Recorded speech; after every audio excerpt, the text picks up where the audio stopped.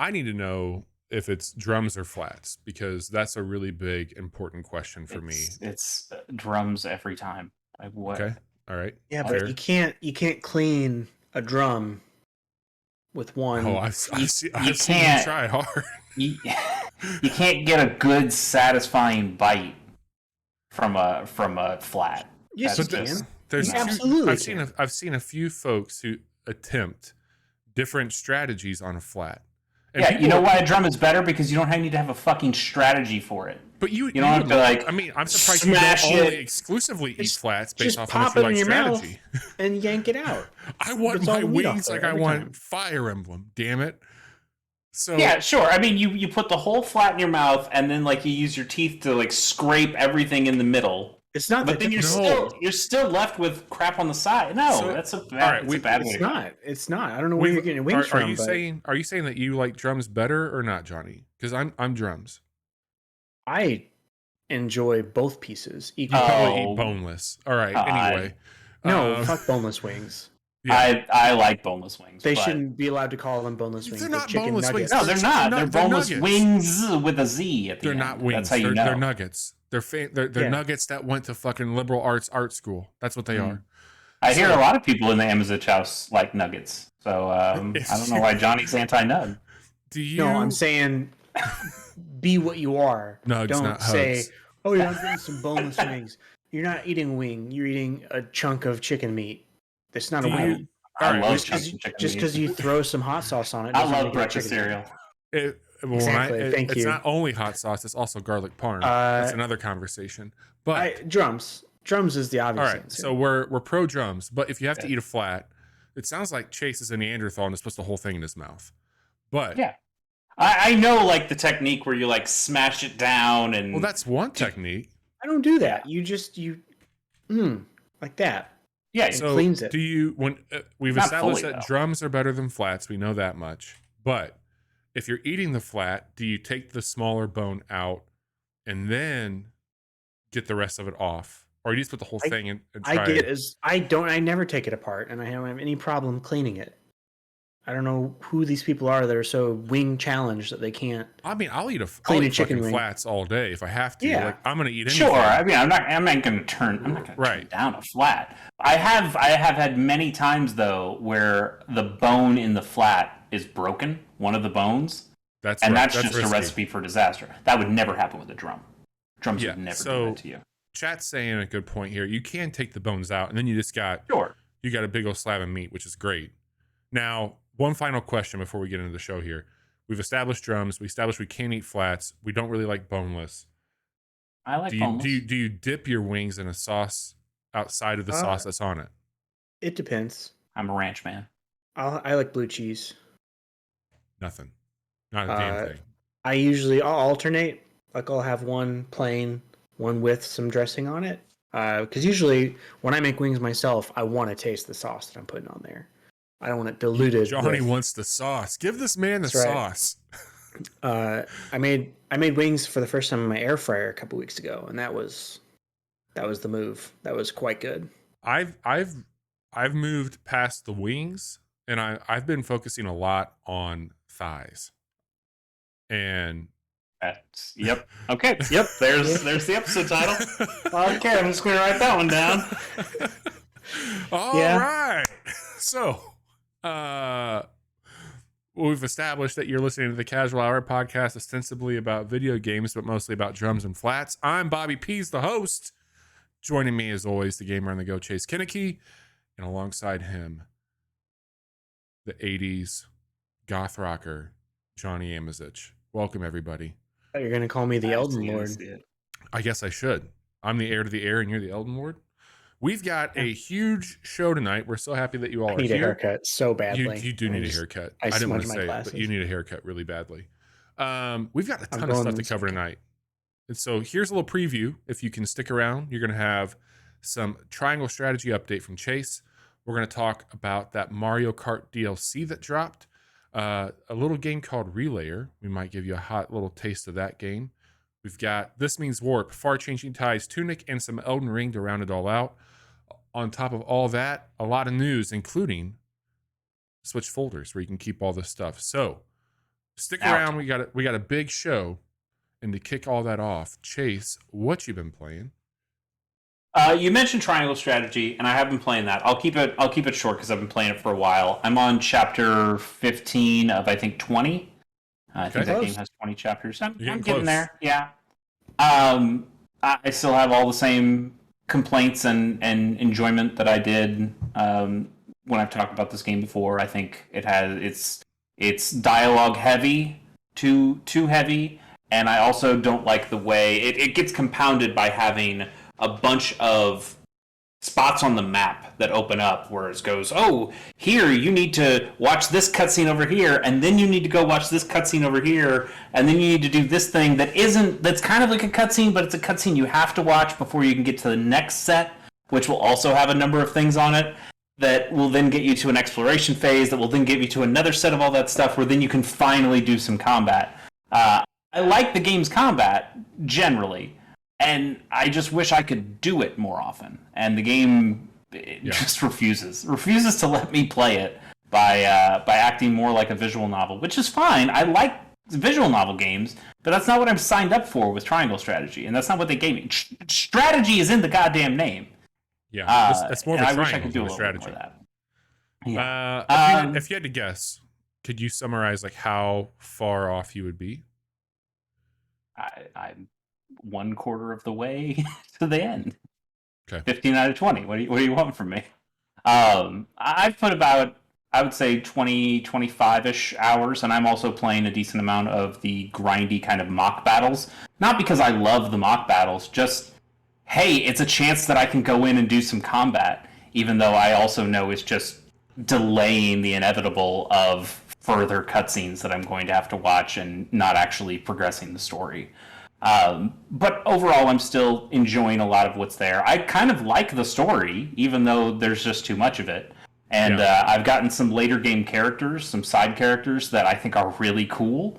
And honestly, I think would have some really interesting implications on the story if they weren't side characters that the game knows that you might not have. So kind of just treats them like, who cares? Whatever. They don't really matter.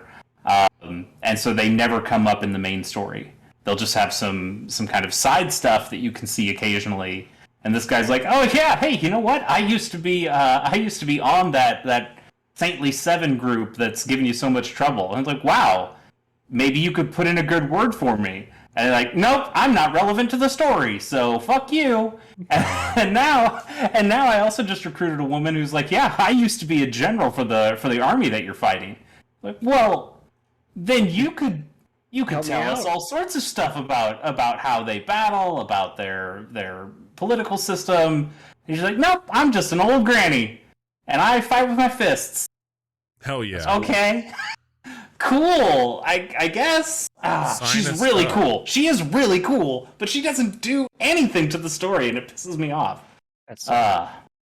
And also, apparently, those two people that I just talked about, they kind of like fell in love on the battlefield a long time ago, but never knew each other's names, and also have no idea that the other one exists. That's exactly what I'm saying. Yes, love bloomed on the battlefield. Damn. But also, they don't know that each other exists. Like the guy's like, oh, there was this frosty general, and I fell in love with her as I watched the way she fucked up all my soldiers because we were fighting each other. It's like, that's a weird way to fall in love with somebody. And he's like, yeah, but I never knew her name, and she's I maybe one day I'll meet her. And I'm like, I could put two and two together. She's right here. She's also in the army. And she's like, yeah, there was this sweet archer that seemed pretty cool on the other side. Like, he's here. It's that guy. And they just like, nope, I guess we'll never meet up ever again. God damn it. That's kind of dumb. It's a weird game, but I do like all the characters, and I really do like them in combat because each of them has a really unique way of fighting. And that's been a lot of fun. When you get a new character, you're like, oh wow, the possibilities of what I can do in combat just open up so much. And it's a shame I don't get to do much combat in that game. Anyway, if you want a game that has a lot of talking and not much combat, I would suggest also playing Relayer. which is a strategy RPG that is coming out tomorrow on the 24th. But there is a free demo out for PlayStation 4 and 5, I guess. And I think this game's also on PC. This is that mech one. Yeah. It's so okay. Super Robot Wars. Stay with me. That game, I would say, I'm going to very briefly mention it. That game has what I would say is like a 60-40. 60% of the game is watching cutscenes, listening to people talk. 40% is playing in the battles. It's not, I don't think it's a great ratio. There's a lot of talking in Super Robot Wars as well. But it's okay. Triangle strategy is probably more like a 75-25. Which is a lot of talking to very little gameplay. I'm only 3 hours into this demo. And it feels like it's a demo. Only 3 hours into this demo, and it feels like this is going to be a long demo. I'm just starting chapter 2, and I heard that demo goes to chapter 7, and I've already put 3 hours into it. So I'm trying to figure out what the fuck is happening. Does it carry over to the full release? I sure as shit hope so. It does seem to start from the very beginning, so I would imagine it does. Relayer, I would say, is 90-10.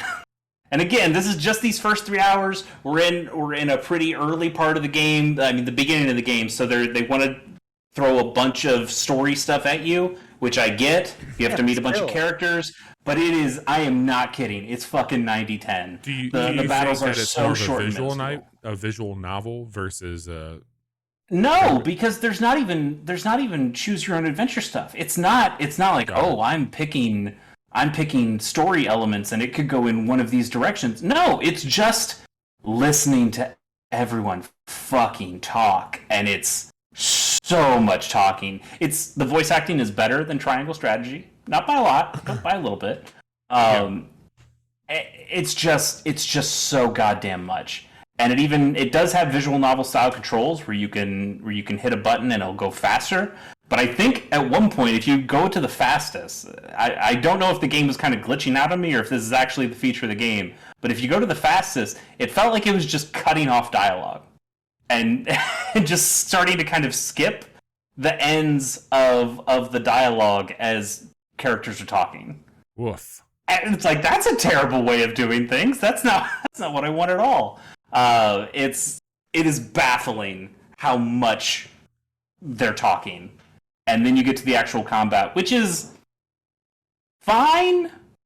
It's not the best. It's not the best combat. So why are you still playing? Yeah, why are you still playing this? I'm playing this because I think the story is actually kind of interesting. It's just so goddamn much. It's way more than Triangle Strategy. Right. And also, you know how I talk about Super Robot Wars that, hey, once you get into the battle animations, those battle animations are really cool.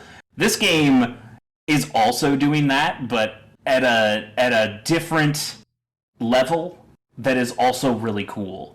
These are fully 3D battles.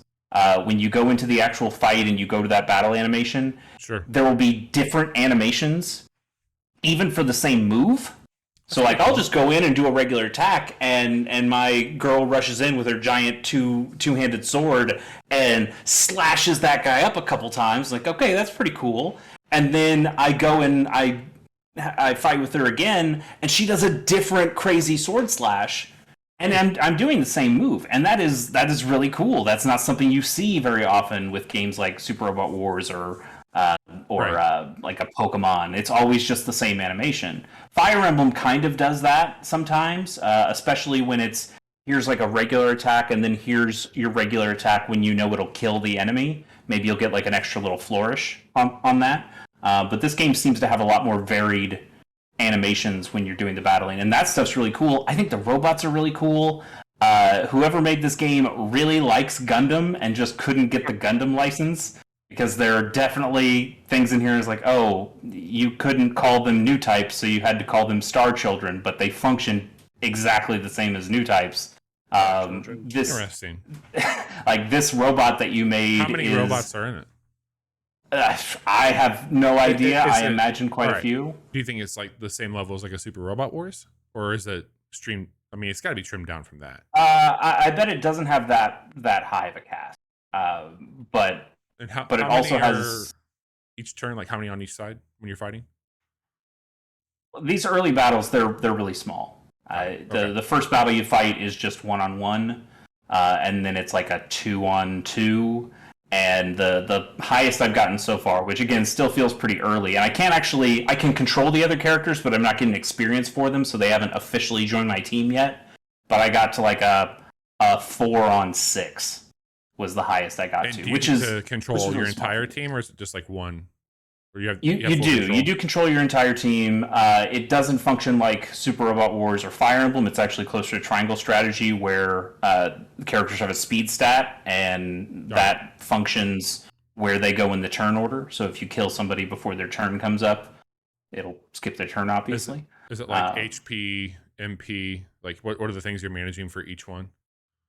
It is. They call them different stuff. I think HP is still HP, but all the stats feel weird. I don't understand what one stat is. It's your evasion stat. They say, hey, this is the one that is your evasion, but it's shortened as SCH, and they did not explain what that stands for.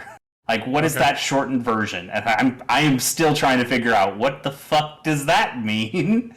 But that's my evasion stat. And I was like, okay, I guess that's good.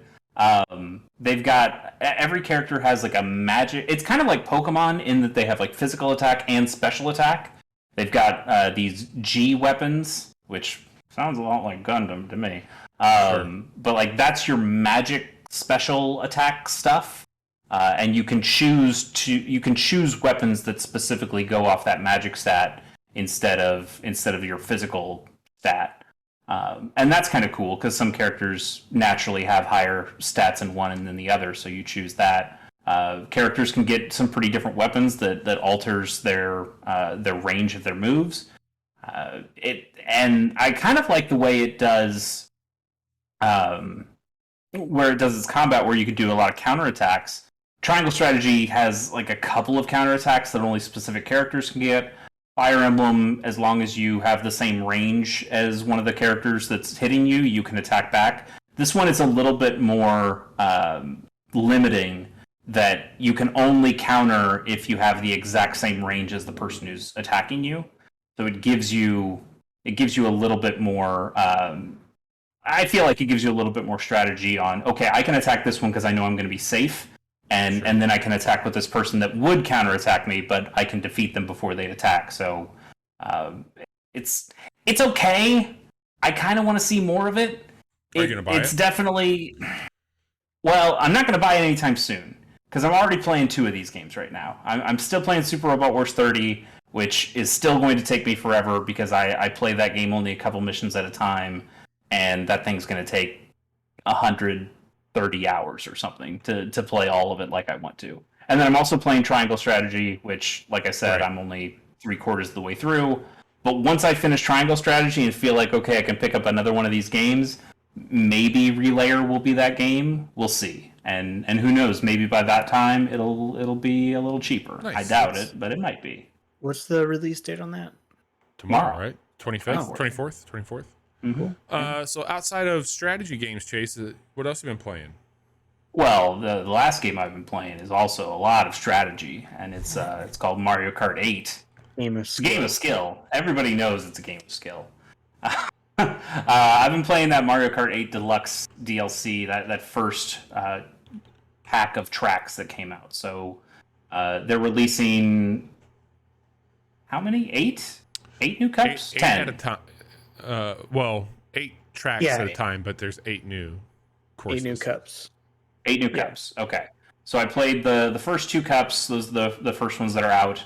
It's like the Cat Bell Cup and the Golden Mushroom Cup. Hang on. Wouldn't there be more than that? Because isn't there 48 tracks to release? Oh, yeah. Total? Yeah, I think. And there's 4 per each one? Is it 12? Yes, there'll be 12. Yeah. Okay. That's so many. But it's a lot. It's going to be a lot. They're literally doubling the amount of courses that are in that game.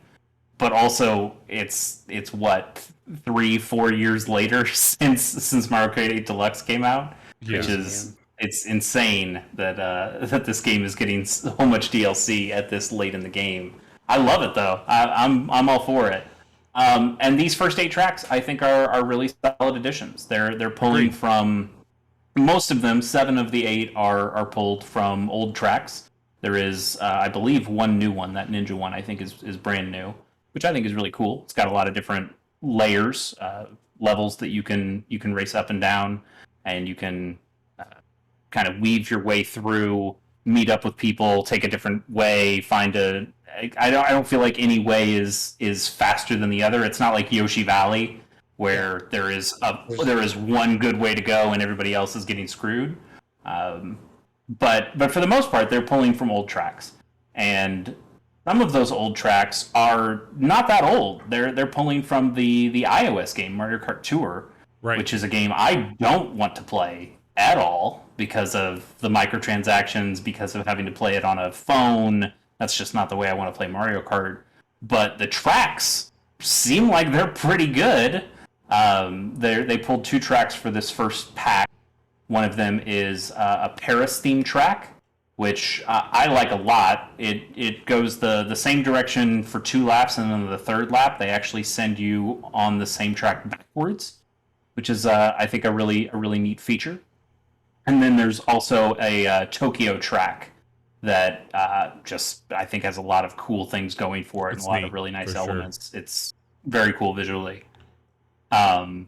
We don't need to name all the tracks. I mean, the only other one that I think super matters is Choco Mountain from the N64 game. I love that track. I think Mario Kart 64 is still my favorite of the Mario Kart games. I think it's really good. We're gonna have a. I don't know if you want to tease it. You can go for it, but we're gonna have a look at those. Yeah, a quick look, some might say. Yeah. Where we go through 8 of those tracks. That was one of those rare quick looks that we all got to do together, which was a lot of fun. Yeah. I think there was a clear winner of the 3 of us, but we'll let people watch and see what happens. That took place. Yeah, I mean it was Mario Kart, so bullshit is. I mean, we don't know. We don't know exactly what was being done before the races. The name of the game. Bullshit's like the middle name of the game. Johnny, Johnny didn't get to inspect anything. I certainly didn't get to inspect anything. We just had to kind of take it for what it was. But okay. I don't know. Sounds like sore losers to me, but I don't know who won. I don't know. I don't know. Lag switches are very affordable. But we're also, that's true. We're also going to be streaming that on April 1st, right here on Twitch. So the 3 of us. That is not a joke. That is not a joke. But we will be hanging out doing that. I'm going to look up real quick when that next set of courses are supposed to be coming out. Okay. I do want to know. So Chase, what I will say is that I feel it's breathing new life into a game that didn't quite need it, because we might want a new Mario Kart, but that game's been selling like gangbusters. It's still selling. It sells really good, and also it just plays really good. Like you don't need to make a new Mario Kart, because this Mario Kart, where else would you go? Like you don't need to. It's great. And they realize that at this point. I mean, if there was a need to like do seasons and add new shit, go for it. Add new cars, do car packs. Make a new F-Zero. Yeah. If you want to make a new race. Yeah, sure. Cowards. That'll happen. You cowards. It doesn't look like there's a set date. They all just say releasing in 22 to 23. So cowards again. I'm sure we'll get a direct or something where they mention it. Yeah. Like now that we don't have Smash Brothers, we have to have. Hey, and now Sakurai is going to take you through these 8 new Mario Kart tracks. He's going to tell you every single little detail that they did to get rest.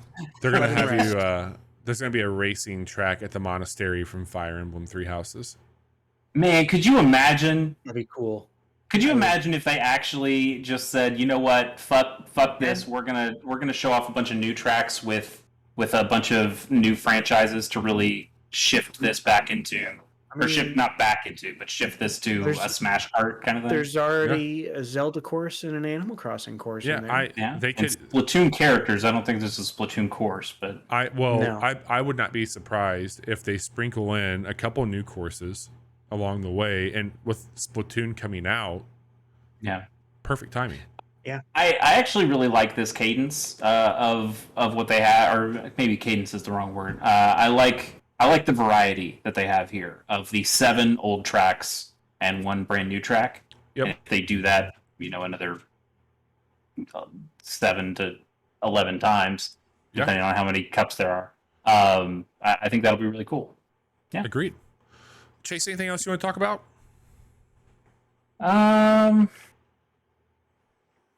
I'm still playing Fire Emblem Heroes. Okay. Moving on. Not spending money, but I'm playing that game. We can talk about it then. I just want to be an enabler. It's okay. There's nothing to talk about. It just happens. It's something that we don't talk about Fire Emblem Heroes on the show anymore, right? We really shouldn't. There's nothing good will come of that. Exactly. It's not useful. I'm not gonna tell you not to talk about it because I've certainly put money into that game, but I don't want to enable you to do things that we all know is bad for you. Oh, you haven't put money like I put money into this game. You're right. I mean, I had to stop putting money in it, and I had to stop playing the game for a number of different times because of that reason. So, oh boy, let me ask you a question. I found a comfortable balance. Yes, Bobby, what's up? Do you two like a little game called FTL? I love FTL. Yeah, FTL's great. What if the second best subset game? What if I told you that we could play FTL together? That sounds like Overcooked in space. I'm glad that you brought that up because I don't like the way that sounds anymore. Overcooked is the only video game that has made me feel like I was going to have a panic attack. I mean, there is a game like this. I mean, I know there's another game like this. It's the one you're about to talk about. But Lovers in a Dangerous Space-Time is basically that.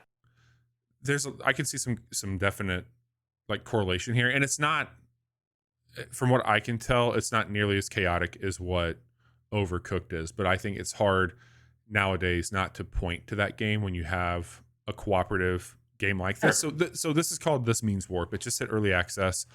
It can be played by yourself, no problem at all, or you can play this with up to 4 people. This is essentially it is FTL in space. You are doing a run.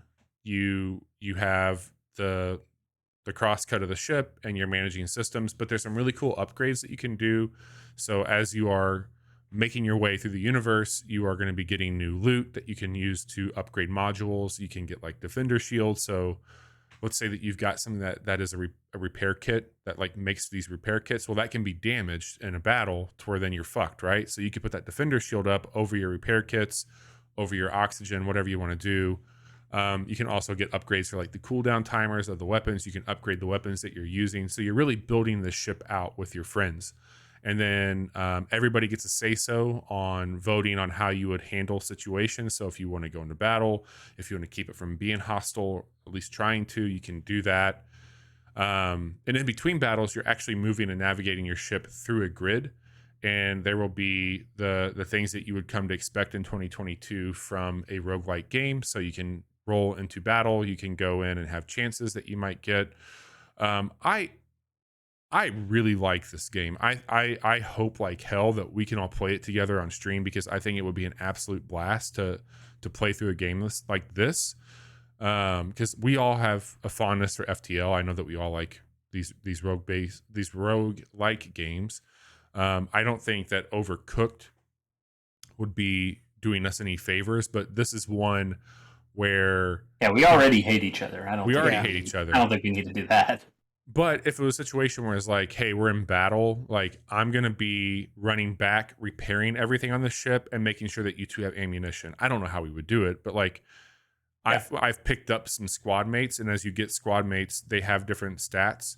So I have one person that really is more of an engineer and they just want to fix shit, which is perfect for playing solo, because if I'm getting hit, they're fixing and patching it up.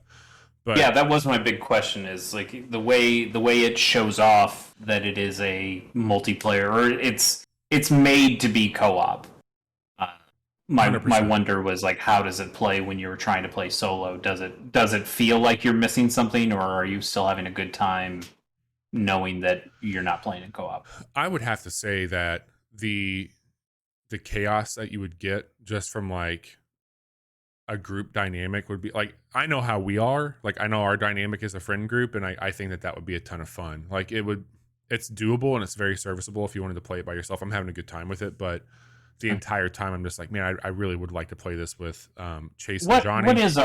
What is our friend group dynamic? Just curious. Chaotic good. Okay. Well, like, what are the roles? What do you mean? Like I feel like Bobby's the leader. Ace is the brains. I'm Bobby's the ace. The muscle. I'm the looks. And then Johnny's the punching bag. Yeah, that's it. Oh, I'm sorry, the looks. Yes, yeah, right. Yeah, the looks.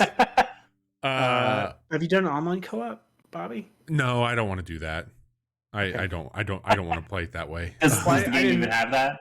It does, and it also has local multiplayer as well. Well, and when you're playing online, does it have matchmaking, or is it just, hey, you can I haven't even attempted it, to be honest with you. Okay. What were you gonna ask, Johnny? I was just gonna say, like, I guess you wouldn't know since you haven't tried it, but like, as far as communication is concerned, if you're playing with randos, maybe it doesn't let you play with randos. Maybe it has to be people you know.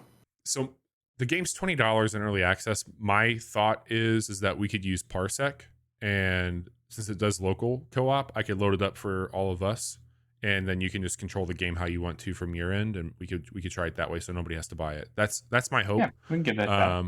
And I'd like to try it. We'll probably do a quick look for this sometime over the next few weeks as well. I don't know when we can stream it, but it is something that I want to put on our radar. I'm having a good time with it, and you should all check it out as well. So it's called This Means Warp. It has been compared to FTL and Overcooked, and I would agree with both of those. I want to give a quick update on Far Changing Tides. I hit credits on this game, and I rather enjoyed it. It's on Game Pass. This is a $19.99, I think is what this game cost. It is a follow-up to Far Lone Sails, and I was very curious, like how I don't want to spoil anything, but I was curious. Is this a prequel? Is this a sequel? Like, where does this fall? Does it have a connection to the other game? And I don't know. Like, I don't know if this is the type of game for everybody, because we have a quick look for it so you can make that decision yourself. I'm not going to break it down, but it is a lot of tinkering and managing things that are designed to go south. And so it's about upkeeping, and I love that sort of thing. But it's a game that doesn't have any dialogue. It doesn't have any written text for the story. It is completely how you would perceive a feeling and a tone and an emotion, and the way that they evoke that with music, and then the way that they would move the camera around. There's a really awesome like moment at the end of that game that I will talk about at the end of the year for sure, where that stuff kind of changes a little bit and how they do it. I think that the crescendo and ending of that game was so fucking cool. And again, if you've played the first one and you know how that ends, it's just fucking great. So Far Changing Tides is on Game Pass. Also 4 to 5 hours is it's a little bit longer than the first one, which is I think like 2 to 3 hours. But if you're looking for a little weekend game or a palate cleanser, I think this is a really great one of those. And you can buy a bundle of both of these games on Steam if you're going to check that out. Nice. That's not all I beat. I beat a busy man. Man, wow. Bobby's he was focusing on thighs, and now he's beating things. I beat Tunic. And yeah, I just heard what I heard. I've beaten it twice. I was going to say you more than once. That's not a fair thing. I've beaten the game. I've beaten the ending twice, but I've beaten the entire game once. I'm not going to pull punches. I'm going to come out and say it right now. This is my game of the year currently. And I have not had a game. I realized when I was playing this game that for decades, I've been chasing a feeling. And I remember playing Ocarina for the first time, and hitting Hyrule Field and like having this sense of wonder overtake me of like, this is a very expansive experience for you that you've not really had anything quite like this. And a lot of the especially games, then, like now you'd go to Hyrule Field on the 64 and you're like, this is kind of small. It's not great. But then, back then it was a huge deal. Absolutely. And there wasn't a place that I could go online to learn about that or get tips and tricks on that. It was literally like a strategy guide, an instruction manual, and things I would hear in the cafeteria, on the playground, etc. And it was dependent on me being around people who are like-minded or who are interested in that game to get any sort of dialogue about, hey, did you see this? And we've talked about that dynamic with Pokemon and just how things kind of unfold from it. But something really cool happened because I think Tunic was not on a lot of radars when it first came out. People have been following it for a while, but it was in development for a really long time. Correct. Like 7 years, I think. But the game has an amazing system built into it where you get these little nuggets at the beginning of it of one of the absolute best illustrated manuals I've seen in the game. And apparently they've been sending physical versions of that out to some reviewers. And that's like, I kind of don't care about the game, but I still kind of want one of those manuals because it just seems so damn good. I may or may not have an email drafted right now to that team where I'm not asking for it. Like, I want to pay for it because I'm not like, they're not going to give me one of these, but I want it so fucking bad. Like, I even told Johnny's like, I bet there'll be one on Etsy. It's one of the coolest things I've seen in a game, bar none. Like, it is such a fucking cool design. And what I love about it is that anything that you need to know about this game, I mean, anything about this game is hidden in this manual. Sometimes a lot more plainly spoken. There is like this runic language that, again, the beauty of this game, I'm like, did I fuck something up when I selected start new game? Like, I don't know what this language is. And I went through my settings a few times when I first started playing. I'm like, wait, what the fuck's going on? But that's how it is. And like, even they never uncover it at times. Sometimes they do. And like, the game makes you go through and learn things that you can get an indication. Like, it'll show me like, hey, this is what this is here, but like, I don't know what that text is telling me. There might be a block of text and it'll say like 60 seconds. Well, what the fuck does that do? So like, I haven't had a game really like this since Zelda, where I didn't have the resources. I didn't have anything, but when I got Ocarina of Time, I was able to get the strategy guide with it, which didn't happen all the time. Games are expensive, but my mom let me get the guide with the game, and I was writing in this fucking guide. I took it everywhere with me. Like, it was my Bible for a really long time. And I had so much nostalgia playing this game where it took me back to that time where I was using my resources to be on my own, to figure some stuff out and to try new things and have the risk to like fuck up and do it. And on top of all that, this game challenged me in ways that like I really wasn't anticipating with its combat and its problem solving. Like, I thought this was going to be a generic Zelda clone. That's what I thought. Yeah, and that was when I played the demo of it last year. I was like, okay, this like, oh, they mashed up Zelda and Dark Souls. They made a Zelda. That's fine. Like, this looks good. Yeah, it looks really good. And but it does seem like it's a lot more than that. And I think that instruction manual, that the amount of secrets and just things to poke around and explore and find, and even just, it seems like there are multiple layers deep of secrets in that game, and that stuff is really cool. I just wish it wasn't a Zelda Dark Souls game, but that's because I just don't like those genres generally, and I know a lot of people do. And if I let my mind like start to try and comprehend that basically one person built this and the complexities that went into that, and there's a lot of people that made it happen. I mean, Finji, I think the publishers of this, they're starting to get quite a reputation with me, and how they've been putting out stuff that I think is just really phenomenal. I mean, we talked a lot about Chicory. That's one of the more recent ones that they put out. Like, they're starting to really carve a path of what I would expect from like an excellence level for what they're producing.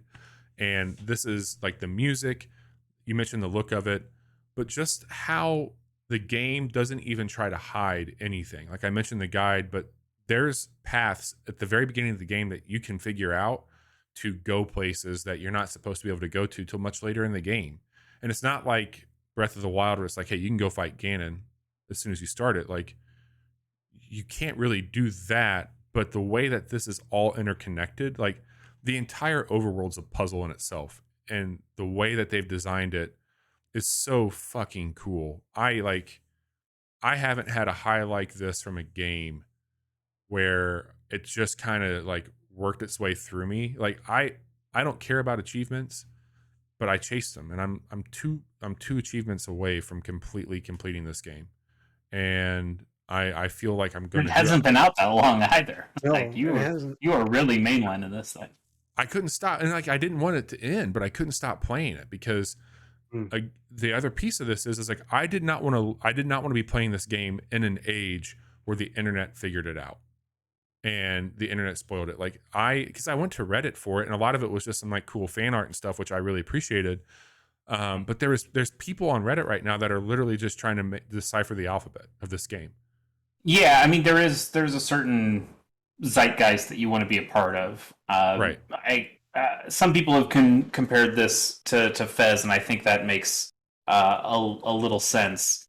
Like Fez is a game that even though I haven't engaged with any of that stuff, so I don't know the alphabet, I know that people have gone and done that work.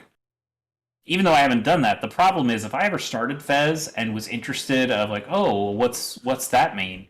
Right. Everything's already been done. It's not that we're here. Like part of the great thing about Lost was that every week you'd go to the water cooler and you'd talk to those people. And you do your fan theories. You go to your forum posts and you'd be posting things there. And then unfortunately the showrunners would read that and say, well, then we're not going to do that. We're going to make this dumber.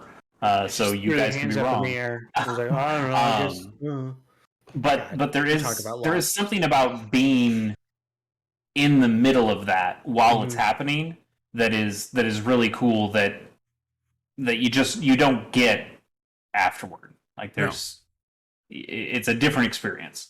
But the way that they also coordinate like when you will get the pages for the manual, because so that's the other thing. Like the manual I think is 50 pages and they're all throughout the overworld. But there's things that you would see in the game and you'd be like, that looks like it could be something, but I don't know anything about it. And you would assume like it would be, I got to get this. Like if I'm using my Zelda brain, I got to go to that temple and get that tool to where I can go to that ledge. Like I need the hook shot. Like there's clearly something I can use a bow for. The fucking crazy thing is the entire time, like as soon as you start this game, you're going to see things that you can immediately, and you don't know how to do it. Like it's not super clever. It's clever, but it's not clearly stated that you could have been interacting with immediately. And you'll get that page in the book and you're like, well, I didn't need a fucking item. I just needed to do this and I could have done it. And like the brilliance of just putting it under your nose and letting you sniff it out, like because it does those tricks over and over again. They never get old and they always deliver, and any of your curiosity pays off. I am so happy that I got to play this game, and I'm so happy because I love Horizon Forbidden West. Like I would say it's like a masterpiece game for me, but all the emotions that come from this and just the ability to do something that is so ancient, but also so much like a template for what games could be at the same time and have it pay off is remarkable. And they deserve every bit of praise they're getting right now. That team, Dicey and his crew did phenomenal work. And I will die on the hill that Tunic is a game that you should 100% experience on your own. Don't watch our fucking quick look. Play the game. Just do what you got to do because it's such a good experience. Bobby, I trust that this is your game of the year. The way you're talking about it, the way that it has already overtaken Horizon in your eyes for this year. It's the most surprising thing to me. I trust that it will be your game of the year. But if for some reason we get to December and it's not, I am going to roast you so incredibly. And I don't think I'm going to have to do that. I just want to let you know I'm going to do it if this is somehow not your game of the year. Well, I don't believe that Breath of the Wild 2 is a real game. First of all, I don't think that that's a real thing. And I don't know, man. Like, this did some stuff so well and so different that if Breath of the Wild 2 is just more Breath of the Wild, like, I can tell you there's a strong competition here and for game of the year. But like, if Breath of the Wild 2 changes things up drastically, like, who knows? We're starting to hedge. I don't like this. It's Dice and cast. It's one of those things though. Like, it's what, March 23rd, and the amount of games that, like, I would put as an 8 or above that I've played this year already, between Pokemon, Ollie, I would put Dying Light 2 up there. Obviously, I would put Horizon up there. I think Elden Ring gets really close to that number as well. Like, obviously, I have a much higher ranking here for Tunic, but it's a great time to like video games, is what I'll say. In 2022, all bullshit that's we're dealing with, like, it, at least for me, in my eyes, it's been bringing some really amazing experiences. It's been a great year to be Bobby V's. The last thing I'll say is like, I appreciate a game that trusts you to play the game and let you be messy with it. Because I also think that, like, we play a lot of games where we feel like we have to play it perfectly, save scum, min max, like all this shit. Like, I need to have a perfect run for it. But I think that there was something I really appreciated about finding your footing in games and being able to be messy and how you would. And I think Elden Ring, like, I think that's honestly like why I like Elden Ring as much as I do. Like, you've asked that question a few times, and Johnny's gonna bring it home here. This is a good segue for you, man. But like, I think Elden Ring has allowed me to be messy in different ways, which I really appreciate. So you mentioned chasing that high, and for the last 4 weeks, I've just been high. Directly so high. He's been into my stoned out of his fucking glory. So I beat Elden Ring tonight. I hear that's really hard to do. Nice job. I could have kept going. I could have not finished it tonight, but I needed to be done so I could finish other things that I'm also playing and wanting to play. But you guys know me. Like, I spend a week, maybe 2. Like, I think Halo was the last thing that really held my attention for, however long. But it's like buying a Thomas Kincaid painting. So you could take the dialogue that Bobby just said, and you could apply it to how I feel about this game. And all right, then we will. Let's move on to the casual report. Fuck you, Chase. Yeah, I know. I can't think of the last time that I felt like this about a game. It's been a very, very long time. And like Bobby said, there's that Sekiro. I like Sekiro a lot. I did not like it. This is my favorite FromSoft game. What was the one before this one, by the way? Just for context. The game that came out before this? No. What was your last before? Oh, your favorite From game. Yeah, your favorite From game. Dark Souls 3 was my favorite. That was the first one I played all the way through.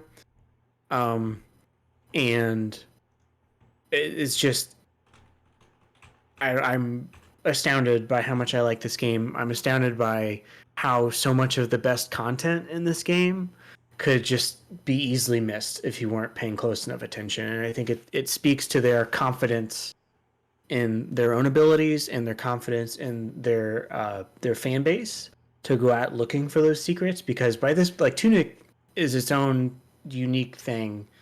It's pretty contained. Well, I also just mean, like, people that really love FromSoft games and the Souls games and stuff, they know, okay, there's going to be hidden illusory walls, there's going to be all these things, and the internet has quickly found all those and ran with it. But there were still areas that, like, I just happened upon.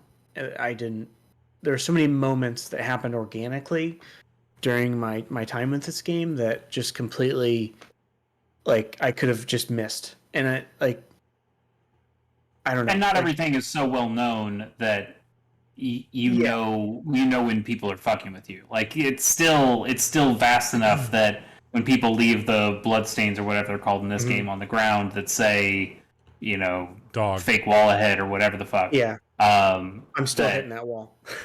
even this liar ahead, I'm still gonna hit it. But you don't know who to trust anymore because it's just so vast and people are still figuring it out. You're still in that honeymoon period, like Bobby. Exactly.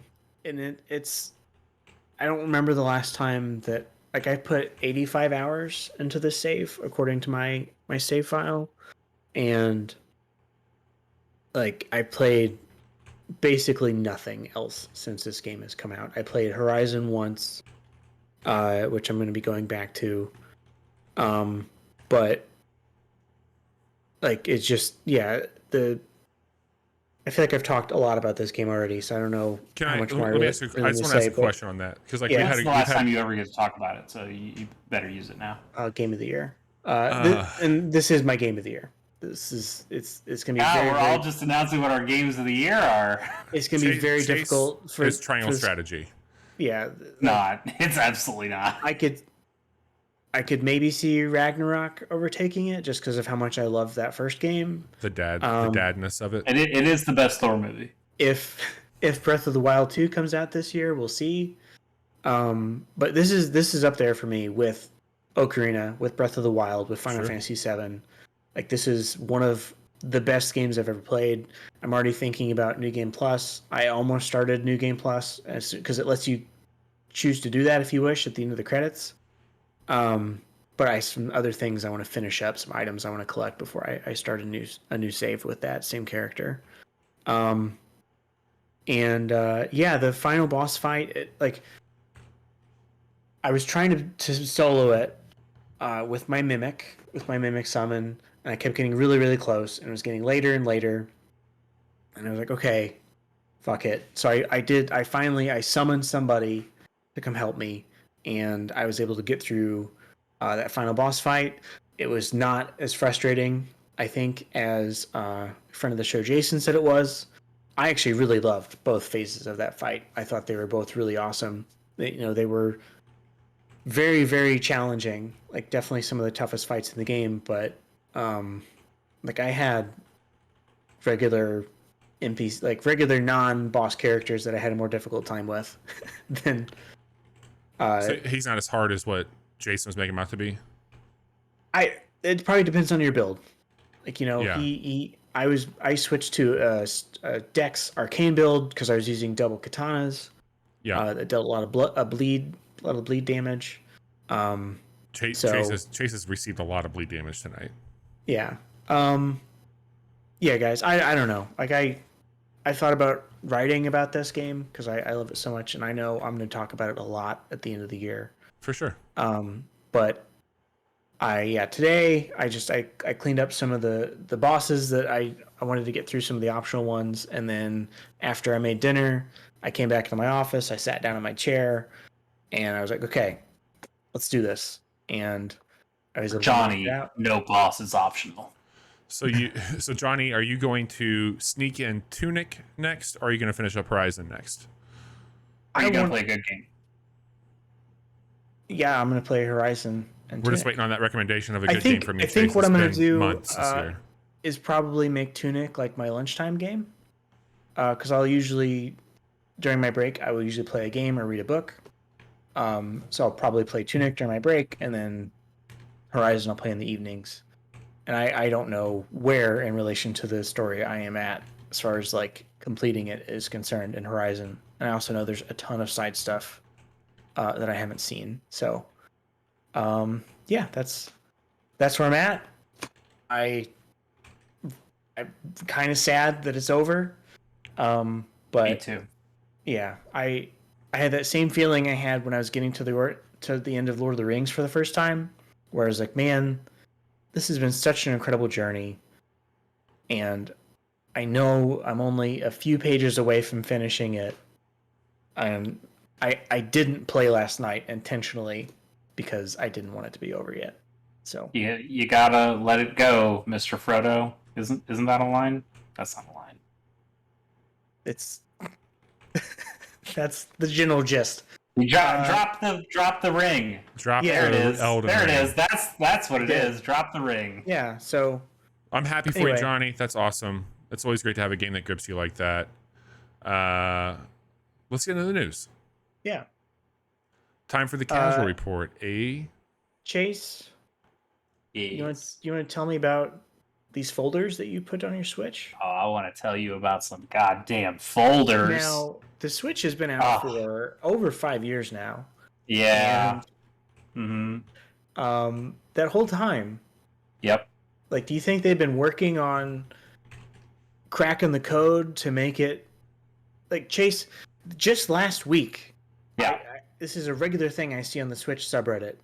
Is people submitting, "Hey, I made a Switch UI." Like, that's how much people want change. Is that people get bored and submit their own version of what they want the Switch UI to be. Can you all think of a console that for 5 years has had pretty much the same UI? PlayStation? Nope. I mean, 3DS never changed. Okay. I don't think. Yeah, I guess. Like, the thing that bothered me is that you had the 3DS, which did have folders.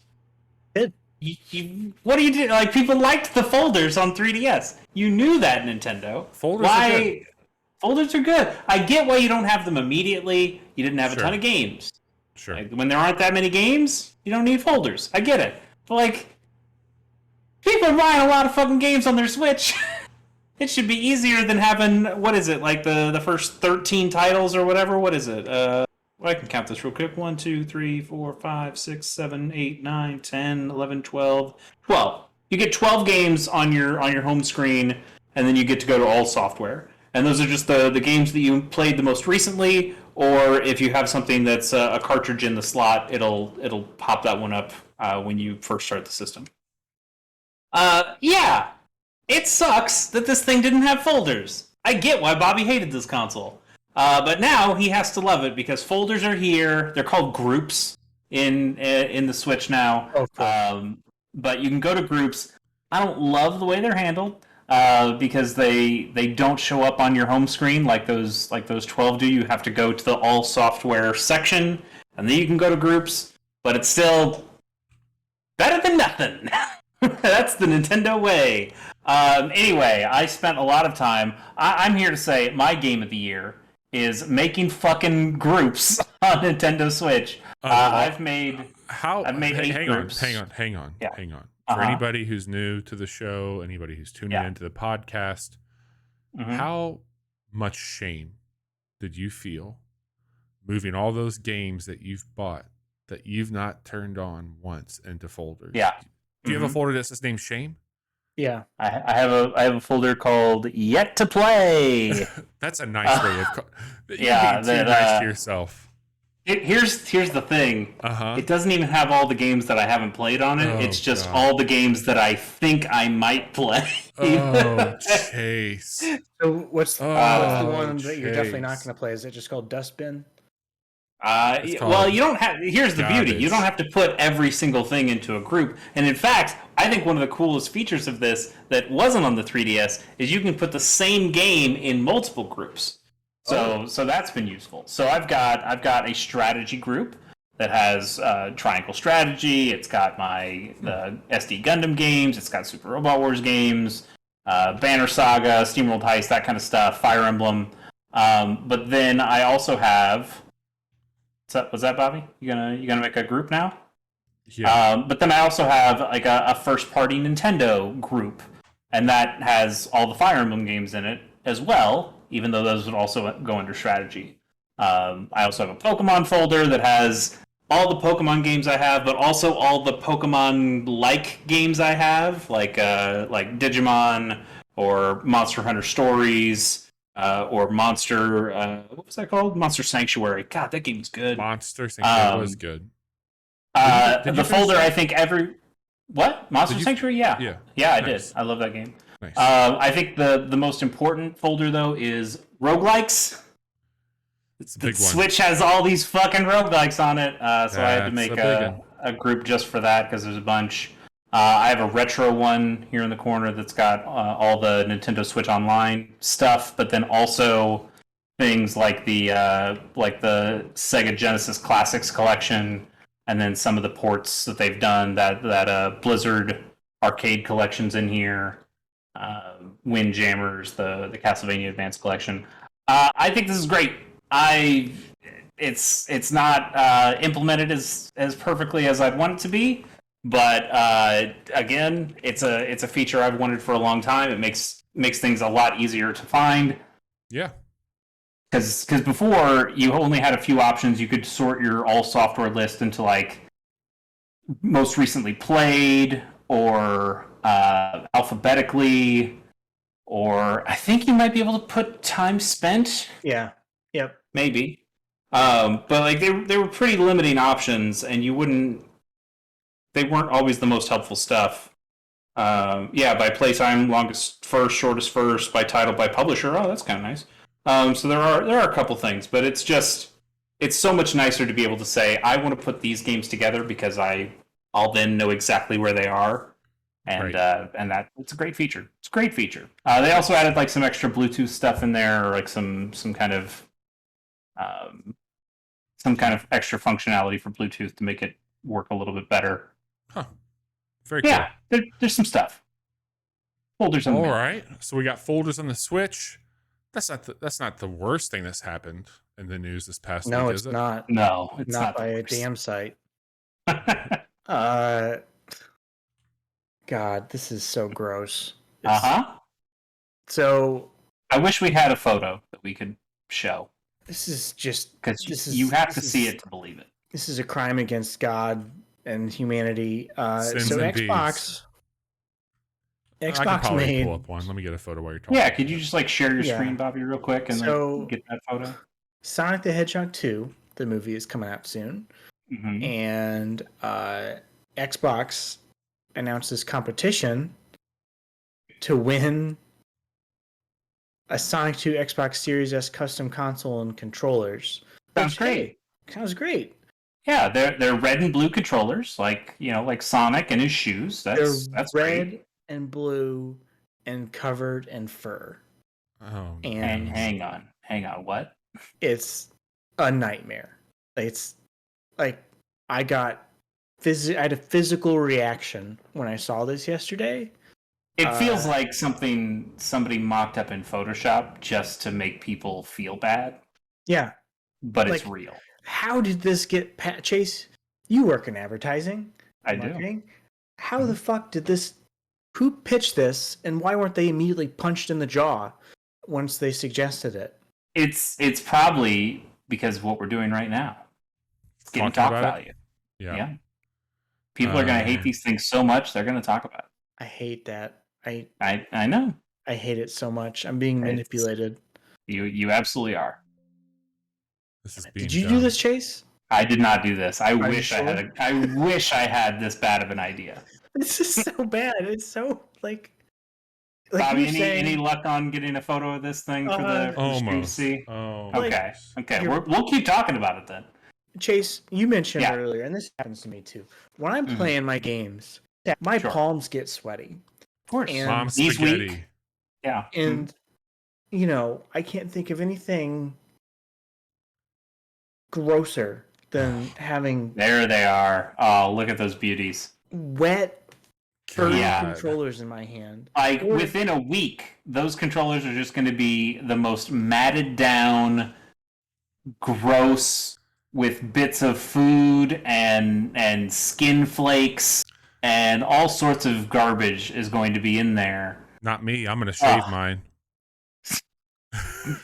That's the humane thing to do. I'm going to shave it. I'm going to make finger gloves out of that bad boy. These are awful. I mean, these have to go into the image for the podcast this week. The cover image. You gotta make sure to do that. Oh yeah, like was there anything else that we could have done? It's a crime.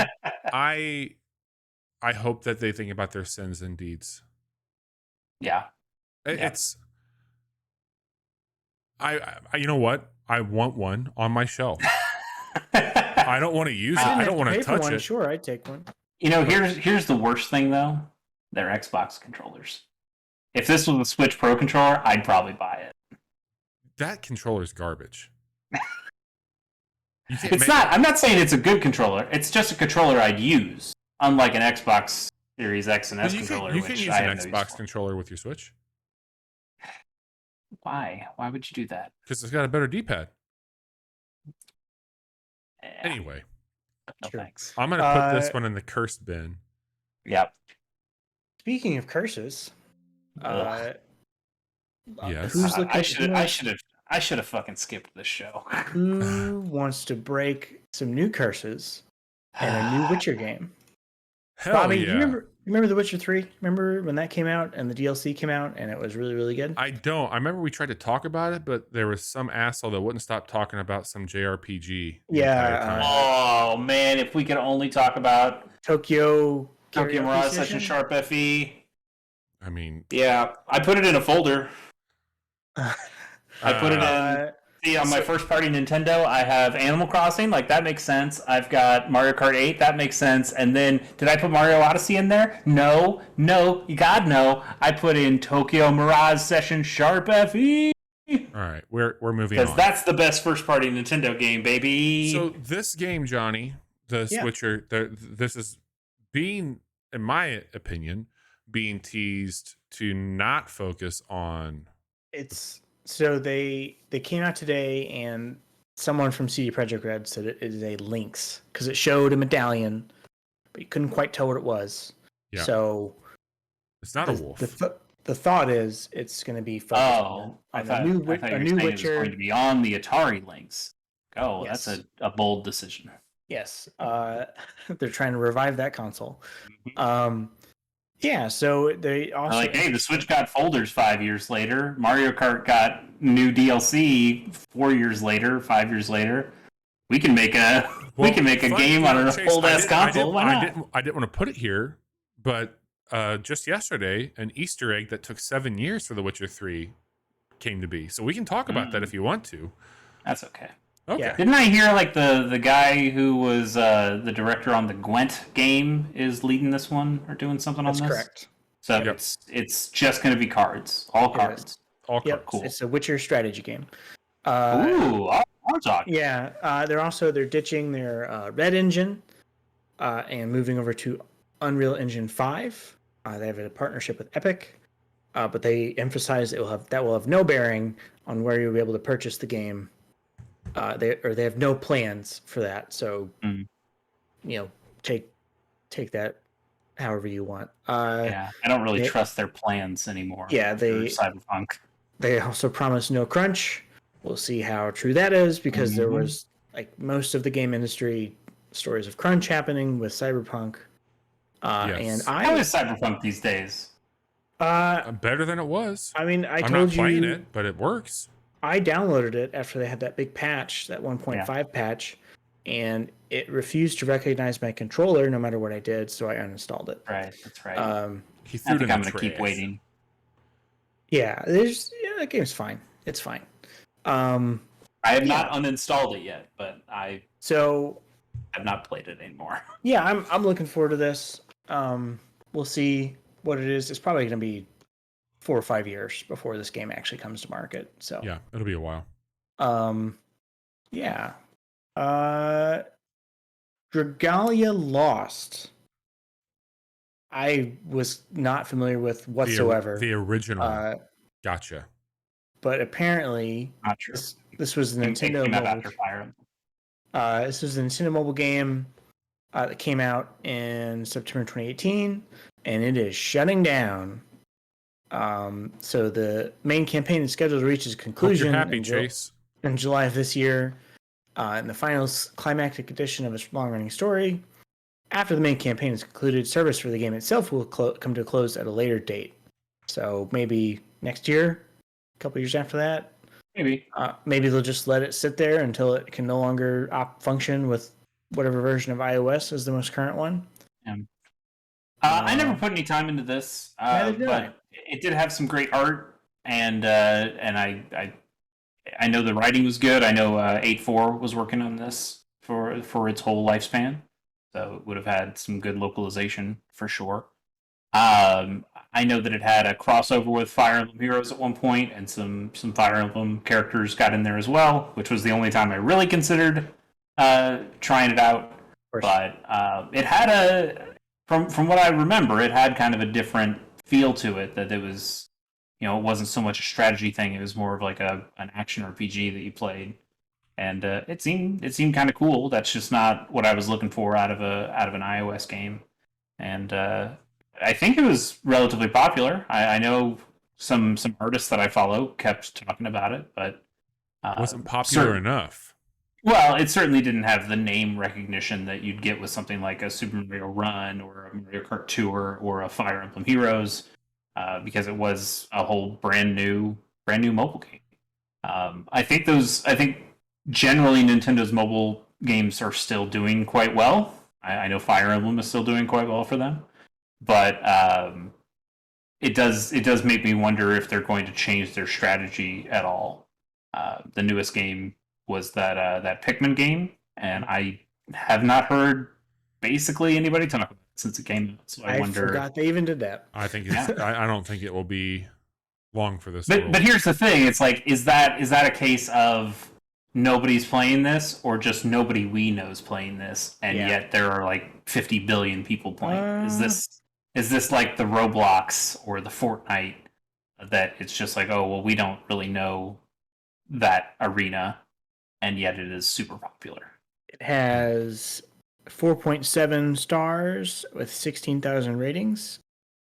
It's number 149 in the charts for adventure games. Huh. Okay. Yeah.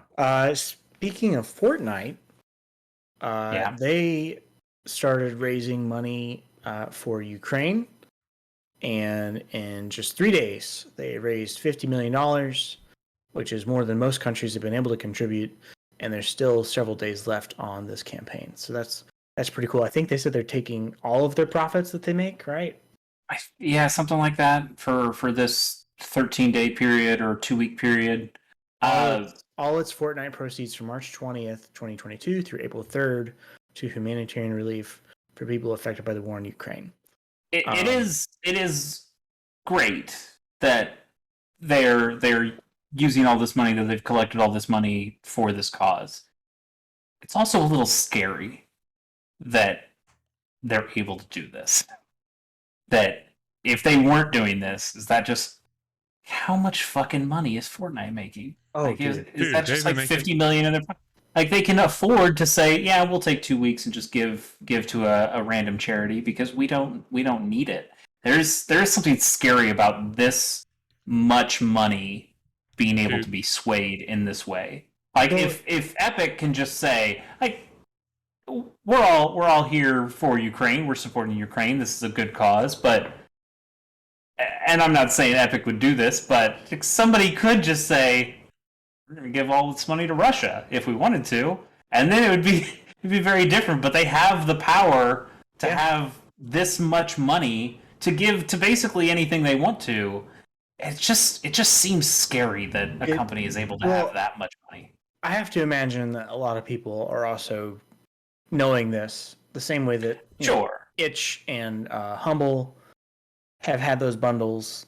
Like there's probably people spending money when maybe they wouldn't have. Like I dropped $20 on this game for my kid. Like, is Epic going to make 50 million in 3 days? Generally, probably not. But are they going to make 35, 40, 45? Mm-hmm. Maybe.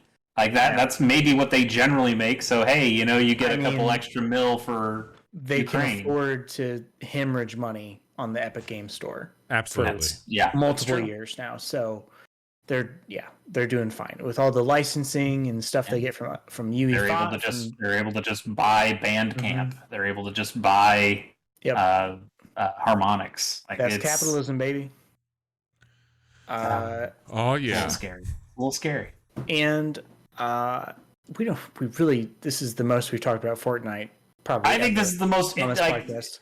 I kind of it feels weird to do them back to back because one is about a real thing and it's a good thing, and this one is just like a weird, interesting thing. But this is also the most interesting thing I've ever heard about Fortnite in my entire life. Yeah, They took the building out of Fortnite this season.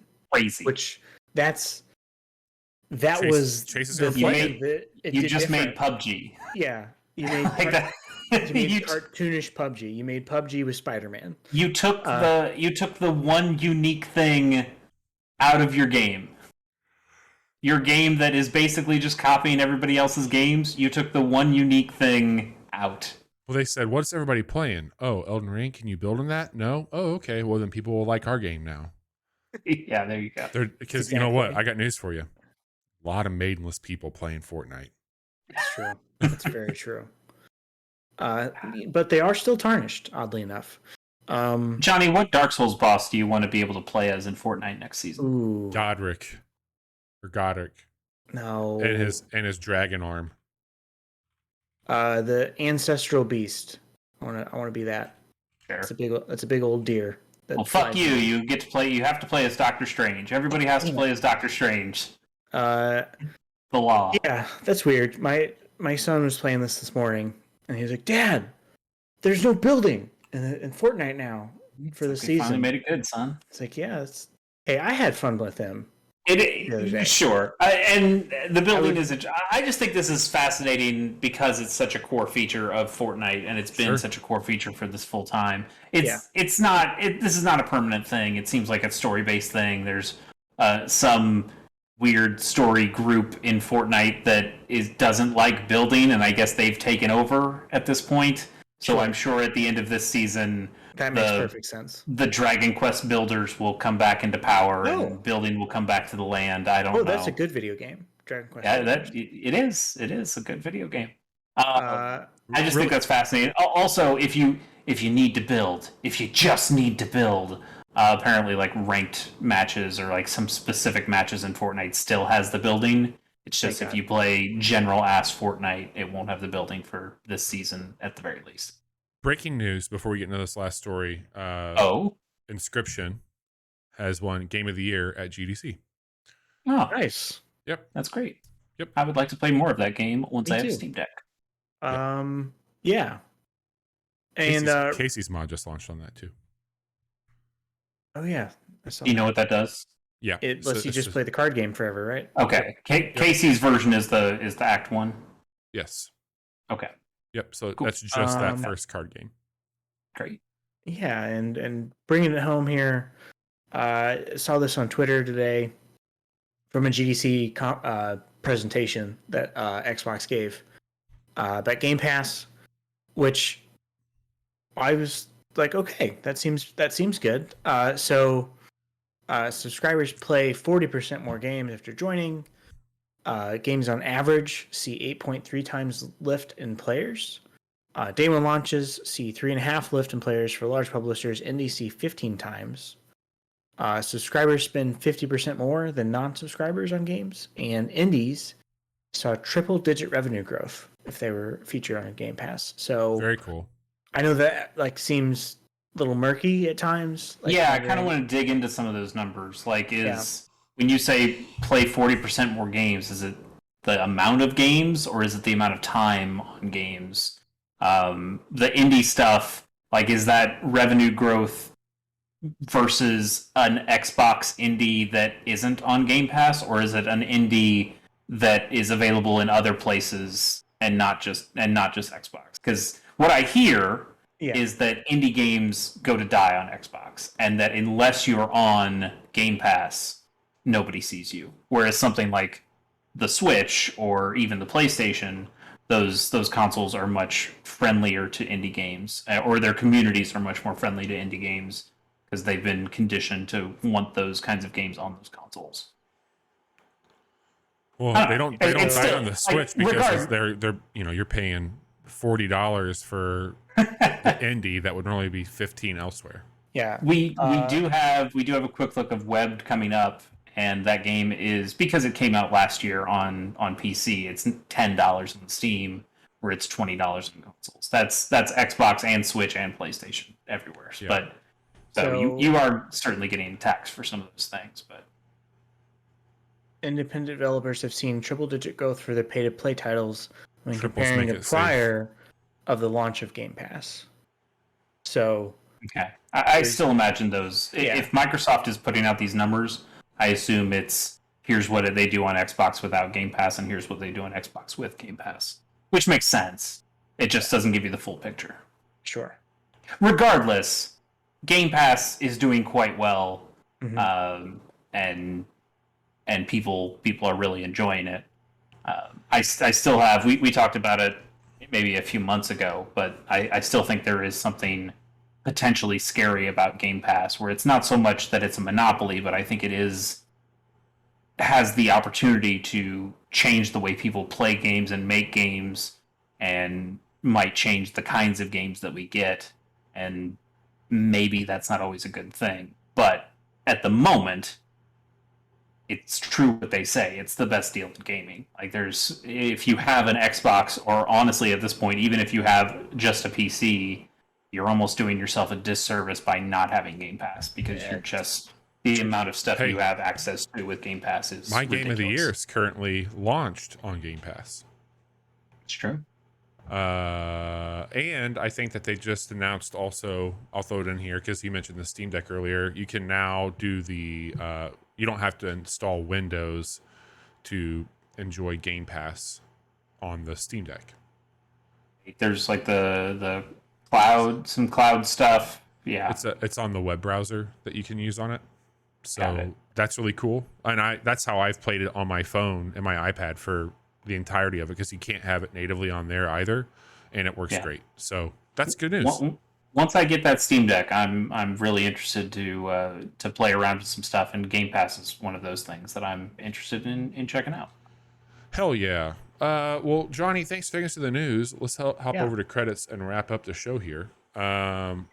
We had a really fun stream on Monday night for Casual Mondays. We went back to Best Buddies Play Portal 2, and I think that this upcoming Monday will be our final entry. I think we're going to beat our first complete game on stream, which is really cool. Yesterday, Tuesday, if you're listening to this later on, we put up a quick look for Miyamoto, or Miyamoto S, depending on where you listen or play. Yeah. I don't know why that's not working. Our social links aren't working. I just checked it over here. Everything should be working. Anyway. Busted. YouTube.com/casual hour to follow along with those. Tonight we told you about the games that we've been playing. Tomorrow, Thursday the 24th, we're going to post that webbed quick look that Chase was talking about, which is really cool. And this upcoming Friday the 25th, friend of the show Jason's coming back, but not for Elden Ring this week. We're going to be playing, thank God, Monster Hunter Rise. Oh, never mind. Another great one. And so come and hang out with us as we slay some monsters and attempt to get ourselves in better shape for that Sunbreaker DLC coming out later this summer. Sunbreaker? Talking Destiny? I think so. Now we're talking. There we go. If you want to follow along with our show, you can do so by subscribing here, or subscribing on YouTube, following along here on Twitch, and giving us a review over on where you listen to podcasts. That would help us out a lot. Chase, what's going on with Gamers on the Go? Nothing at the moment. There's still that newest episode is the top 25 Game Boy Advance games ever, according to me and friend of the show, Matt Jiggy-san Jaguar. Okay. He came on and we did that. You can find that at gamersonthego.com. Johnny and I, though, have still been putting some time into Pokemon Shining Pearl as we're doing our Nuzlocke.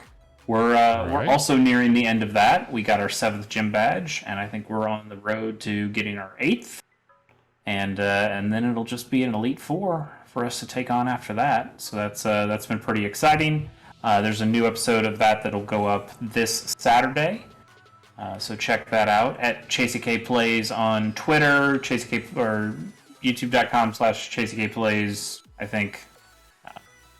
Definitely go check that out. We're having a good time. And then I need to figure out, I guess it's going to come relatively soon, I need to figure out the next game I'm going to play on that channel. So I've got some ideas kicking around, but we'll see. Sounds good. Johnny, anything you want to talk about? Nope. All right. We'll tune back in on Friday night at 10:30 p.m. Central for a little Monster Hunter with Casual Crew and friends, and we will talk to you all then. Take care.